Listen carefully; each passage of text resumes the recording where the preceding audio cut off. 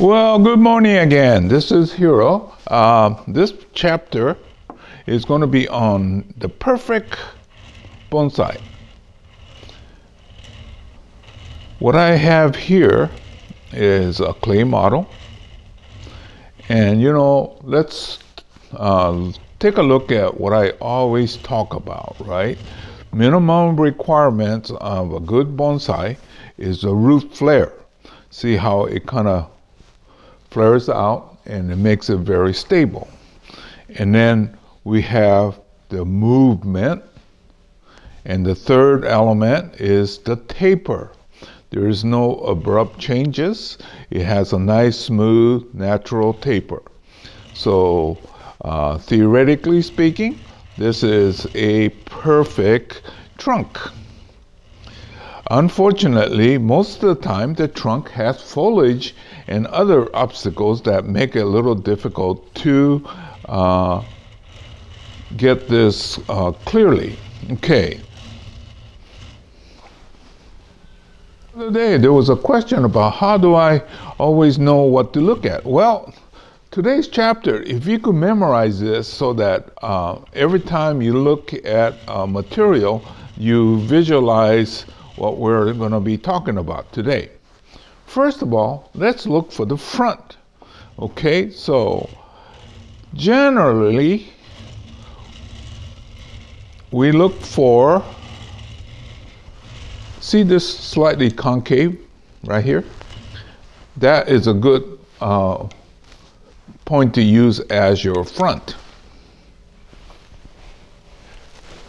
So, like I was saying, this concave here, we'll use that as, this is the front marker. One way to look at, you see this part goes in the other direction, convex, right? Sometimes we call this the butt. It's a little on the crude side, but it's easy to remember. So we're going to call this the front, okay? And then we're going to start locating our branches. Our branches are, we start from the bottom and generally on the outside of the curve, right here. Outside of the curve. And then we usually put a bigger one because that's usually the oldest, right? So there's our first branch. So if it's on this side and there's another outside curve, so we'll put the second branch right about there. So right about there. This morning it's very cold, so these, well, it's like a putty. It has a tendency to fall off.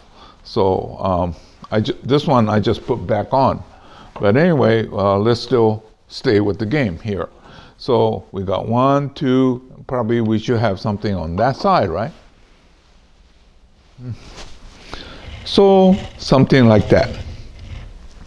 And probably should have something here. See that's what happens. It's too cold. So what am I going to do? This is a heat gun. I'm going to have to heat this up and then keep this thing pliable. So you can see the technical difficulty I'm having, but see? Well, let's hope that it stays put. And then generally, we crown it off.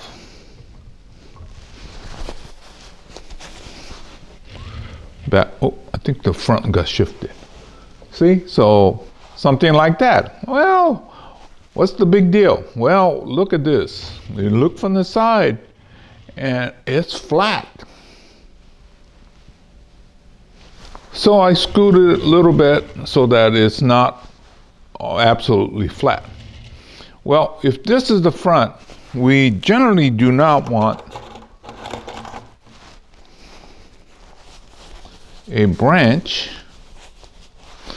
coming at you, right? But we should put something in the back as a back branch. Maybe this one is too big. Look for the right size. So as you go up, big, and then as it goes up, it gets smaller. Oh, this is still too big for a back branch. Now, in reality, you just prune them so that they become less big, right? Still, it might work. Don't worry, I got plenty more. So something like that. And then I'm going to try that and see if it all stays stuck together.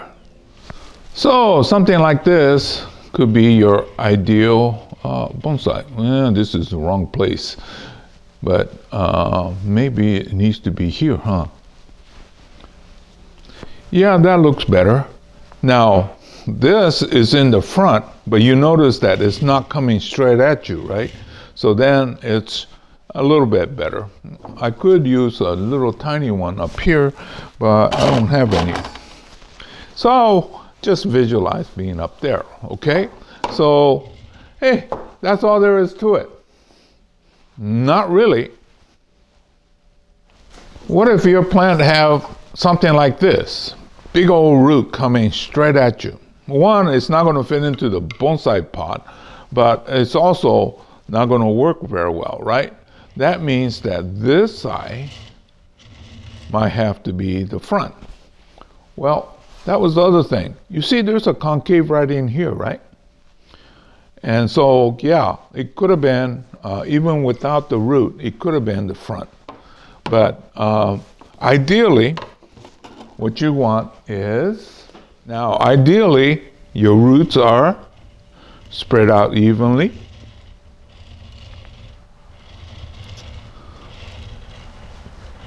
See? That would be like an ideal tree. So if you know what an ideal tree is supposed to look like, you could look for the material so that it goes like that, and also you could create. Most of the time when you buy or when you're creating, you got this much and you have to create the top. So actually this keep going up. And this being the informal upright, that's about as perfect of a tree as possible, except I want a little branch right here. Okay, so the first branch is the biggest and the longest, so it should dip down most. That's what happens in nature. And this one is starting to dip down when I really don't want it to go so much, but it should be a little bit less than that, and then so on. And so basically it should form like a triangle or a cone. And so, okay, so I came up with this concept, oh God, 20 some odd years ago when I was trying to figure out how to be an effective teacher. This does not work well up on stage because nobody could see anything. Hopefully this format, you get the idea, right?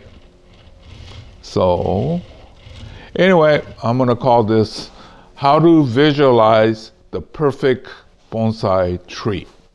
So kind of etch this in your head, and every time you start to look at material, see if you could come close to that. So the root flare, and then surface root will have a bearing too, because in terms of selecting the front. And then the movement and taper. So like that element, you're going to have to create on your own.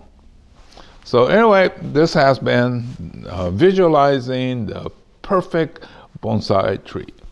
So I'm going to call this chapter Perfect Bonsai. Okay, hopefully it was not too fundamental for you, but all you beginners, I think if you learn to just visualize this, then you'll be in good shape. So anyway, this is Hiro saying goodbye. I'll see you again real soon in another chapter. Oh well, while I'm still here, let's take a look at some of the stuff I was doing at the time. It's been more than 10 years since I did these ceramics. But when I do things, I do sort of in large amount. So I was on this kick to make ceramic bonsai.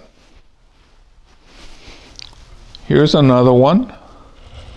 A lot of these I was using to make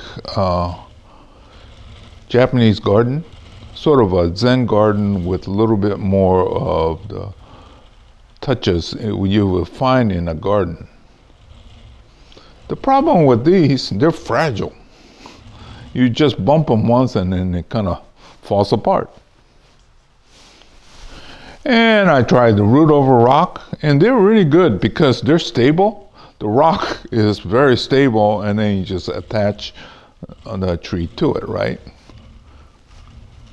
It's all clay. I got to the point where I could make, well, sort of good-looking fake rocks. Yes, I have a tendency to do a lot of everything when I'm onto it. I haven't made these in over a decade. Well, I guess I better wrap it up. Here's another root over rock, and then I was inspired to do farmhouses. Oh, there's another story behind that too. I was out, well, with Mr. Nita when I was in Japan. We went on a road trip, and I ran across some that looked like that. So I got inspired to make that. And then, see how the rock, I mean, this is all ceramic. I created that. And it almost looks like a real rock. But like I said, I don't do that anymore. It's just one of those phases that I went through. So anyway, I'm going to say goodbye again. See you real soon.